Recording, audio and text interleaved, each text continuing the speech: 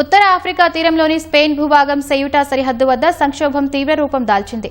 Morocco దేశం నుంచి వేలాది మంది వలసదారులు ఒక్కసారిగా సరిహద్దులు దాటుకుని స్పెయిన్లోకి ప్రవేశించేందుకు యత్నించగా తీవ్ర ఉద్రిక్తత నెలకొంది.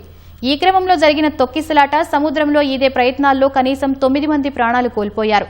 అనేక మంది తీవ్రంగా గాయపడ్డారు. సరిహద్దు కంట్రోల్ వ్యవస్థ పూర్తిగా దెబ్బతినడంతో సెయూటాలో శాంతి భద్రతను పునరుద్దరించేందుకు స్పెయిన్ ప్రభుత్వం సైన్యాన్ని రంగంలోకి దించింది. పరిస్థితి అత్యంత అల్లకల్లోలంగా మారినందున స్పెయిన్ ప్రధాని పెడ్రో సాంచెజ్ నేడు అక్కడ పర్యటించనున్నారు.